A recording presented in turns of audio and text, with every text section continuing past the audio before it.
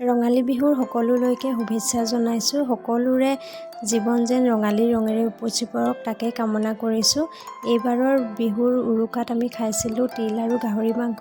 তাকে ভাবিলোঁ আপোনালোকৰ লগতো শ্বেয়াৰ কৰোঁ। এয়া মই প্ৰথম ট্ৰাই কৰিছিলোঁ, কিন্তু প্ৰথমবাৰতে বহুত ভাল হৈছে খাবলৈ।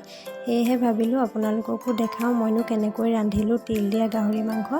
এয়া মই প্ৰথমে লৈ লৈছোঁ গৰম টাৱাত 4 চামুচমান তিল ভালকৈ ভাজি লৈ ঠাণ্ডা হ'বলৈ ৰাখি দিছোঁ।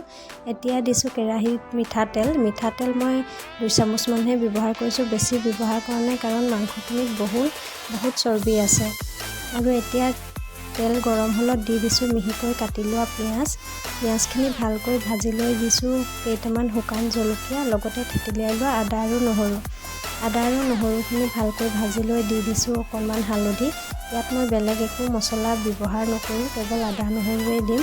জলকীয়াও তেনেই কম দিছোঁ কাৰণ আমাৰ ঘৰত জলকীয়া খাই বৰ এটা ভাল নাপায় সকলোৱে। আৰু এতিয়া ভাজি লোৱা আদা নহৰু পিঁয়াজখিনিত আধা বইল কৰি লোৱা গাহৰি মাংসখিনি দি দিছোঁ।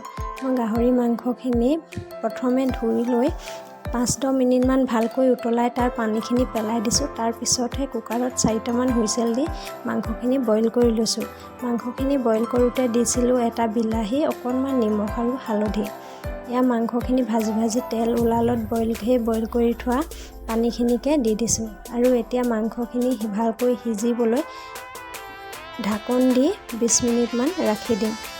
মাংসখিনি সিজে মানে মই এতিয়া ভাজি লোৱা তিলখিনি মিক্সিত পিচি লৈ এতিয়া এই সিজি যোৱা মাংসখিনি দি দিম। মাংসখিনিও ধুনীয়াকৈ সিজি গ'ল আৰু পানীটো যথেষ্ট কমি গ'ল। আপোনালোকে জোল বেছি খাব বিচাৰিলে পানীটো বেছিকৈ ৰাখিব খোজে, কিন্তু জোল বেছিকৈ নহয়, এনেকৈ কমকৈ দিহে এই তিল গাহৰি মাংসটো খাই বেছি ভাল লাগে।